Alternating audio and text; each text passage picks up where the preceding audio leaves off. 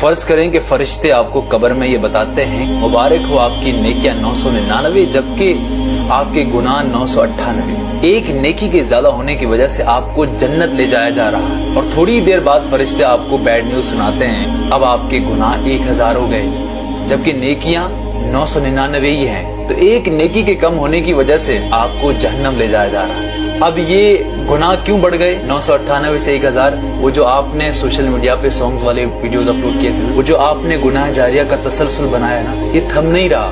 یہ لوگ اس آپ نے جو ساؤنڈ اپلوڈ کیا تھا اس پہ ویڈیوز بناتے جا رہے ہیں، وہ جو غلط ویڈیوز آپ نے اس کو شیئر کیا تھا نا، وہ ابھی تک دیکھ رہا ہے، وہ ابھی تک شیئر کر رہا ہے۔ تو اس طرح کی چیزیں جب آپ کرتے ہیں تو آپ کو کبھی معافی نہیں ملتی۔ ایٹ اے ٹائم اللہ سے آپ رو کر معافی مانگے گا، اللہ معاف کرے گا، لیکن آپ نے دوسرے کو بھی شامل کیا ہے تو یہ سلسلہ کبھی ختم نہیں ہوگا۔ اسی طرح جیسے آپ ثواب جاریہ کا کام کرتے ہیں تو یہ ہمیشہ چلتا رہتا ہے۔ گزارش کرتا ہوں کہ یار ایسا کوئی گناہ نہ کرو جو ہمیشہ چلتا رہے۔ کچھ ایسے گناہ ہیں، میں کہتا ہوں بھلے بڑے بھی ہوں، اللہ سے ایک بار معافی مانگنے پہ اللہ معاف کر دیتا ہے، وہ معاملہ رفع دفع ہو جاتا ہے۔ گناہ جاریہ کا تسلسل کبھی نہیں رکتا۔